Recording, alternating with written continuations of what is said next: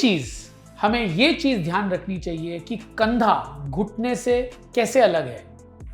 सबसे महत्वपूर्ण डिफरेंस ये है कि घुटने में बदन का वजन जाता है प्रति समय जब आप चल रहे हो, भाग रहे हो। कंधे में पूरे बदन का वजन नहीं जाता।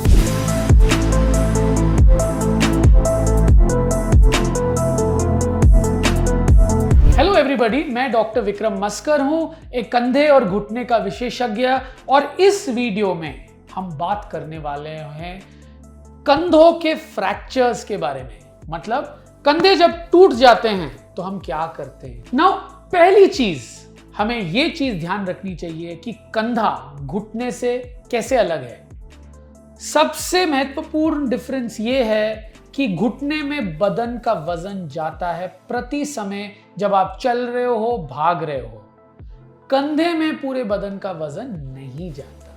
तो इसीलिए कंधा जो है, it is a more forgiving joint. ये माफ ज्यादा जल्दी कर लेता है आपको। घुटने के प्रॉब्लम आपको इतने जल्दी माफ नहीं करते क्योंकि बदन का वजन उनमें जाता ही जाता है। तो कंधे और घुटने में ये पहला डिफरेंस है।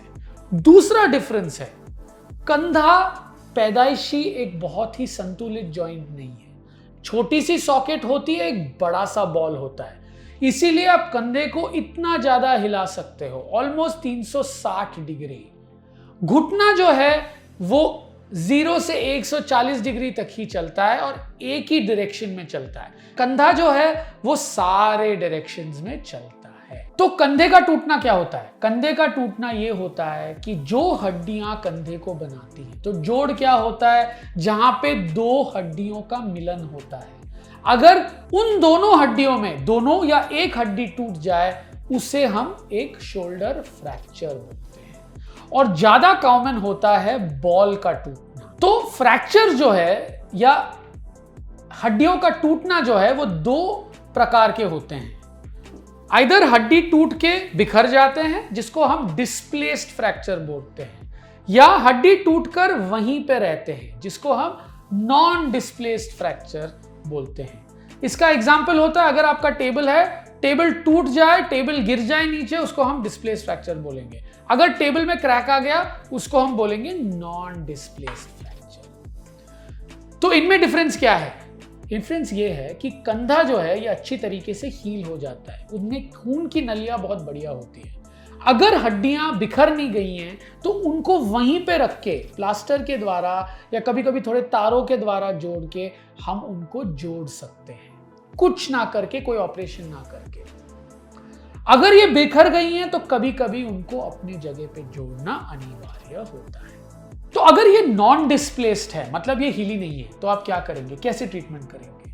कभी कभी हम एक आर्म पाउच या एक शोल्डर इमोबिलाइजर देते हैं, जो फ्रैक्चर वाले बच्चे आपने देखे होंगे, वो पहनते हैं एक बैग की तरह जिसमें हाथ लगता है। वो हम पहनते हैं तकरीबन 4-6 हफ्तों के लिए और ये ठीक हो जाता है। बच्चों में ये जल्दी ठीक हो जाता है, 3 हफ्तों में ही।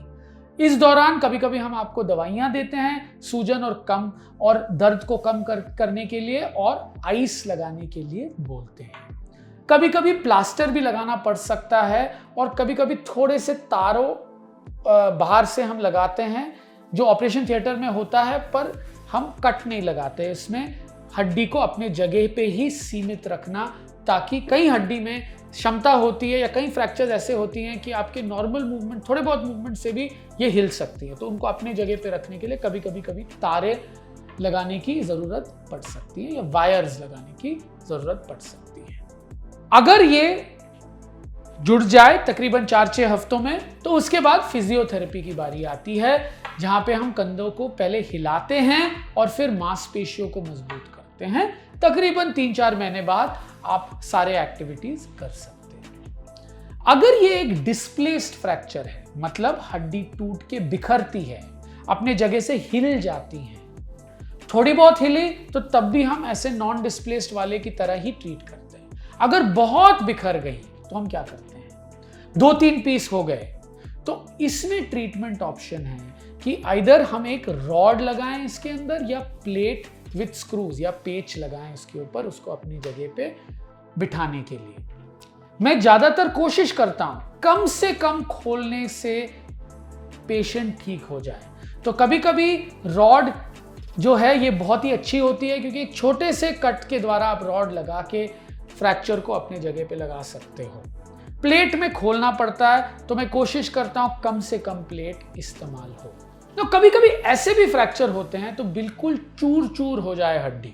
जब चूर चूर हो जाए तो कोई भी रॉड और प्लेट अपनी जगह पे नहीं रखेगी। तो तब हमारे पास क्या ऑप्शन है? तब हमारे पास, अगर बंदा या लेडी या मैन जो है ये बहुत ही बुजुर्ग हैं, तो कभी कभी हम कुछ भी नहीं करते, प्लास्टर देके या काम पाउच देके वैसे ही हम एक्सेप्ट करते हैं, क्योंकि उनको कोई क्रिकेट फुटबॉल नहीं खेलना।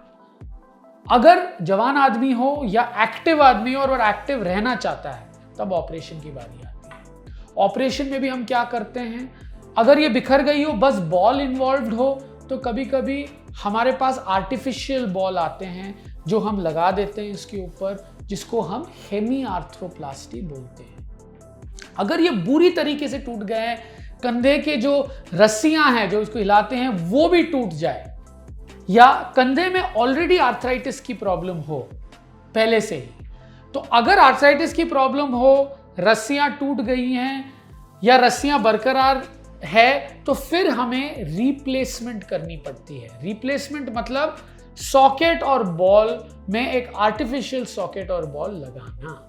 अगर रस्सियां कंधे की ठीक है तो आर्टिफिशियल सॉकेट और आर्टिफिशियल बॉल लगता है, जो नॉर्मल कंधे की तरह लगता है। अगर रस्सियां टूटी हुई हैं तो रस्सियां काम नहीं कर रही, तो तब हम एक आधुनिक चीज करते हैं, बॉल को सॉकेट की तरफ लगाते हैं और सॉकेट बॉल की तरफ लगाते हैं, ताकि रस्सियों का काम खत्म हो जाए। ये रेयर सर्कमस्टेंसेस में यूज होती हैं, जो बहुत ही बुजुर्ग लोग होते हैं उनमें ही।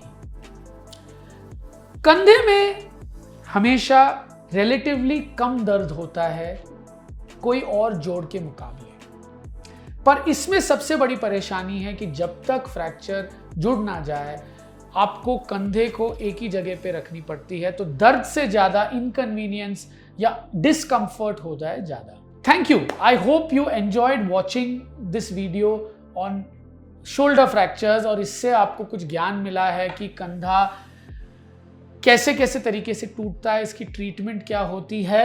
If you like my video, please like and subscribe to my channel.